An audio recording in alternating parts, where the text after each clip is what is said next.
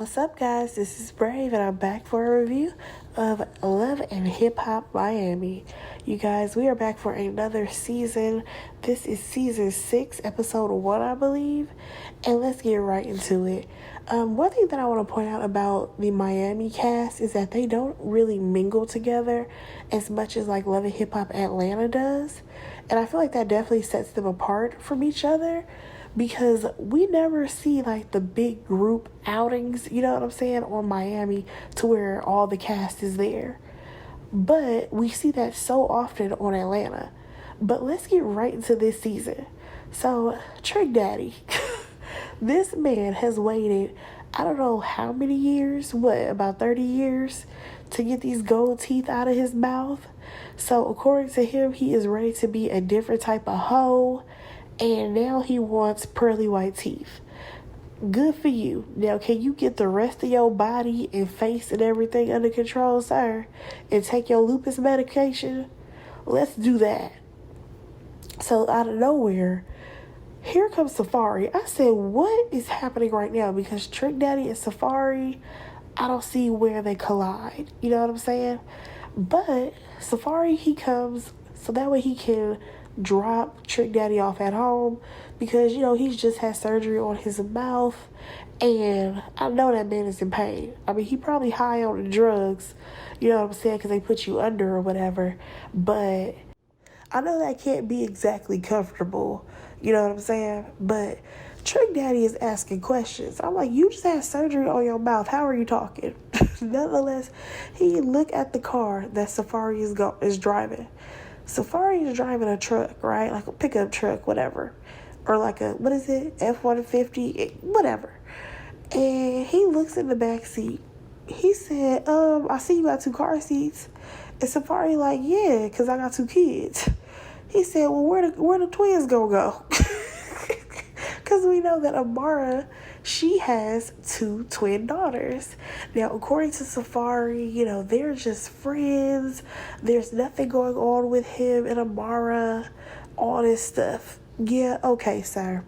So let's slide on over to Sukiana. So Suki is promoting her new single, Casamigos, and she lets us know that there's a new Suki in town. She tells her team that this is going to be a new Suki. Her cousin is trying to figure out what is wrong with the old Suki, and she feels like it's time for her to change. She has added Miss Vanessa to her team, and I can't lie, when she said Miss Vanessa, I thought of Melody's mom on Love and Marriage Huntsville. So I said, oh, that's who you added to the team? But nonetheless, I feel like is the woman who is behind Suki getting her business affairs together. I feel like Miss Vanessa is probably the one who has convinced Suki that it's time to clean up her image. We have seen people previously tell her to clean up her image, and Suki was adamant about being who she is. So we see Suki, like I said, she's on this press run, and everywhere she goes, she's trying to promote one thing, but people are questioning her about all the other things going on in her life. They question her about a tweet that she made about how she doesn't want to be ghetto anymore. And here's the thing. I get it. People want to grow. They want to change. They want to do all these things. However, those things take time. And I feel like for Suki to actually come up with this new version of herself, she should have allowed a lot more time in between her Casamigos song dropping and eating. Because you can't drop eating and then a month, 2 months later, you talking about I'm a new person. So y'all need to go ahead and delete all what y'all knew about me before. That's not how that works, girl. And the sad thing about it is that honestly, Suki put herself in this box. And I feel like a lot of the rap girls do. All their songs will sound the same, and people feel like that's all that you have to talk about. And I'm sorry, the new girls, they don't really have versatility. Like, I don't think any of the new girls are going to give us a song like Love is Blind by Eve. I really don't. But let's jump on over to Trina, y'all, because Trina, she is watching her tiny desk with like a group of people. They're all celebrating. She feels like this took her to another level. And I can see why she could feel that way, because I feel like Trina has never really gotten her flowers and the accolades that a lot of her peers got. You know what I'm saying? But she definitely influenced female hip hop. So Trina lets us know that she is no longer with Raymond. She's single again, back on the prowl. And I'm like, okay, Trina, are we going to see you go on some dates here? You know what I'm saying? But I highly doubt it. So she says that she wants to focus on herself. And oh, I forgot to mention, Amara Negra was there. Now she tells us that she's single as well because she's no longer engaged to Alan.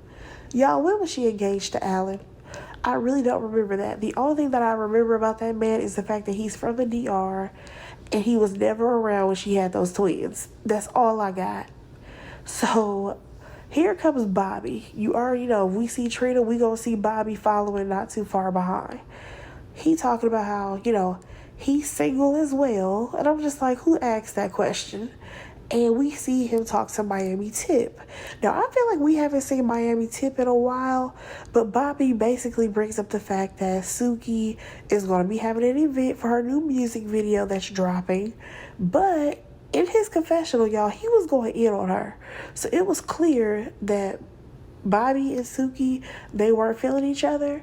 By the way, he was going in on her in the confessional.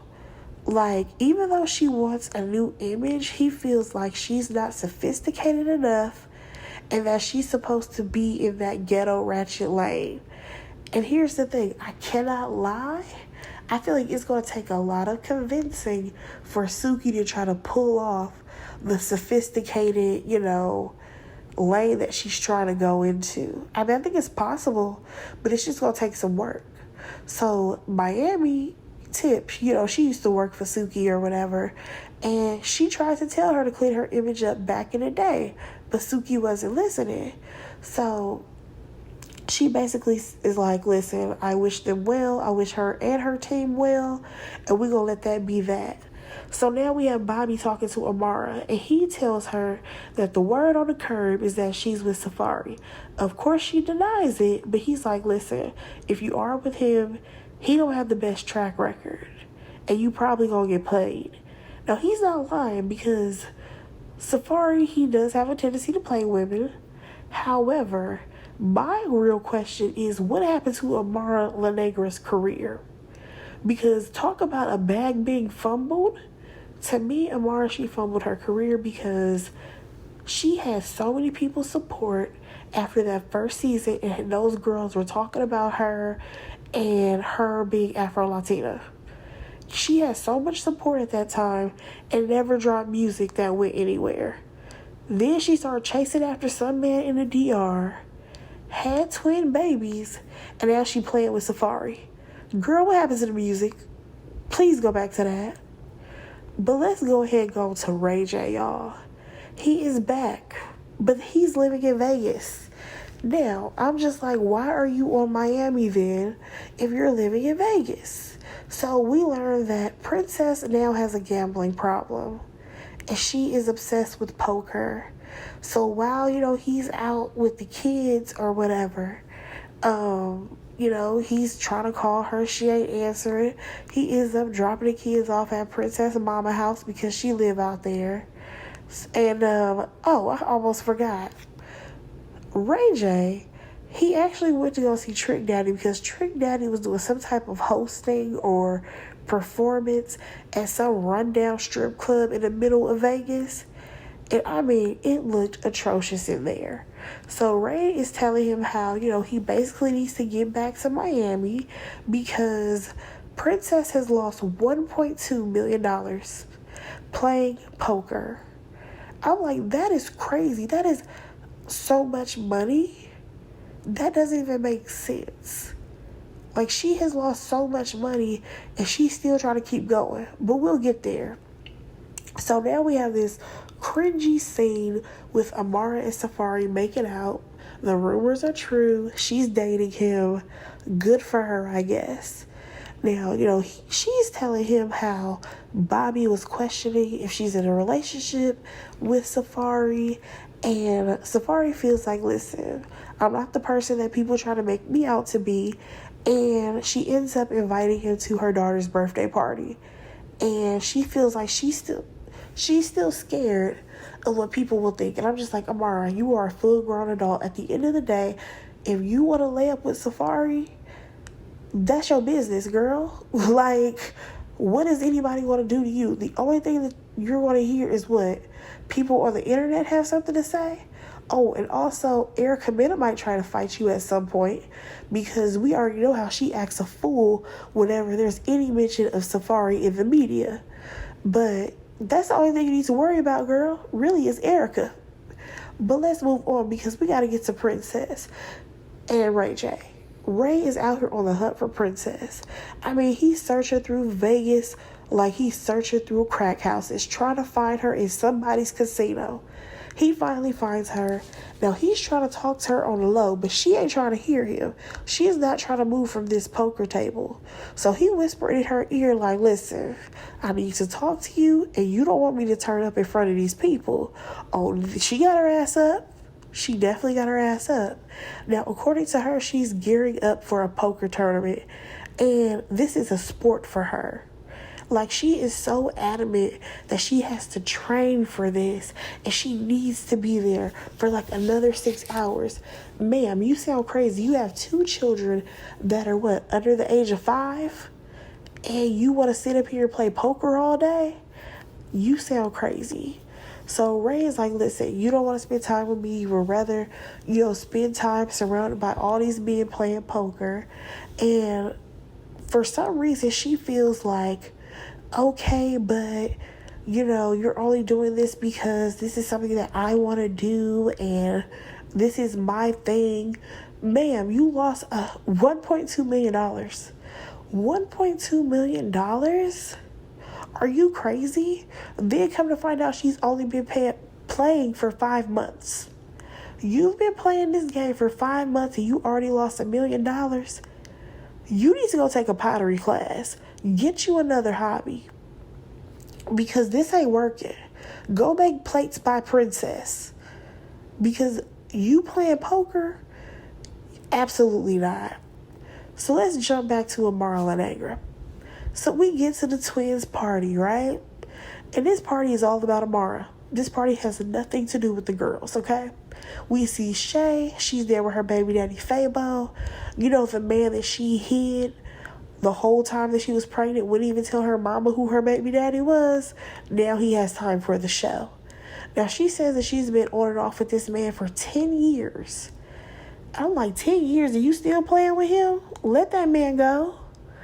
And she says that, either he's going to marry her in a year or they're going to break up.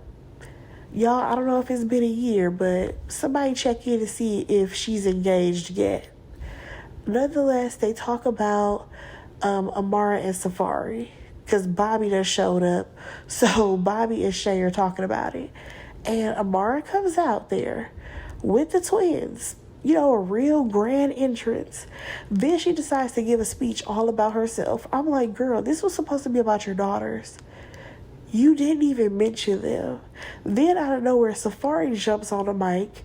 He gives the girls Rolex watches as gifts. And then we see him tell Amara, he wants her to feel appreciated. And he kissed her. And I'm like, what is happening? Like, literally confetti is falling from the sky. Like, all of this is weird. This is the one time when I really have to agree with Bobby Lights. This is not the time or the place for y'all to announce that y'all are, a couple. This is not the time or place for that. So next thing you know, we jump back to Princess and Ray J. He done cooked a full dinner. And she's like, listen, I gotta go to my tournament. Now, he feels like she's choosing poker over him. She absolutely is. And she feels like, listen, Ray, you are only interested in spending quality time with me because I found something that I like to do. And I'm just like, so here we go with this tit for tat thing, though. Because honestly, you feel like when Ray J was out there running the streets, that was him doing him, and now that you have your poker thing, the roles have reversed, and the shoe is on the other foot. And I'm just kind of like, but Princess, here's the thing. You're almost 40 years old. Why are you just now trying to pick up poker and gamble your life away? Where are your friends at, girl? So Ray tells her, listen, after this tournament is done, we need to move back to Miami because that's where we lived when we were getting our marriage together. Now, according to her, she ain't going. I said, Princess, get in the car. You need to leave Vegas as fast as possible. So Suki, she is promoting her new single in the club. The song is Casamigos, and we see Bobby is there. Now, he says in the confessional that he heard about her press run in New York and it was a disaster. And I'm just like, wait a second. Nobody mentioned anything about it being a disaster. What do you know, Bobby? So Bobby is actually wondering, where is this new branding coming from? Where is this new branding coming from? They talk or whatever, him and Suki. And Suki is clearly getting irritated with him because he keeps mentioning her song Eating. He keeps mentioning things of her past. So she's like, listen, I don't know what your agenda is, but don't play with me. So now she's mad at him because he talks a Miami tip. Oh, not the recent conversation. Something from 2 years ago. Like, she is going off on him, calling him a nasty swamp possum with the mumps. Like, all types of foolishness is going on between Suki and Bobby. Like, here's the thing. I understand that Suki wants to change or whatever, but at the same time, like I said, it's a process. This isn't like Suki said, okay, I'm going to drop this song Eating, and then 5 months down the line, I'm telling people I'm coming out with a new EP or whatever, and I'm basically warning them, hey, I'm going to be switching my image up. No, that's not what's happening. So you're going to go ahead and have people who don't understand why you're changing. So he talking about he about to get buck wild 305 Dade County on everybody. I'm like, Bobby, I need for you to sit down, and Suki, I need for you to calm down as well. So clearly this went completely left. They do have a conversation a little bit at the end of the show, where they both are just like, this is not how this was supposed to go, pretty much. And that was where we left the show off, y'all. I feel like it was okay season opener, but let me know what y'all thought. Do y'all think that Suki can actually change her image? Let me know in the comments. Go ahead and like, comment, and subscribe to my channel, and I will talk to you guys in the next one. Bye, guys.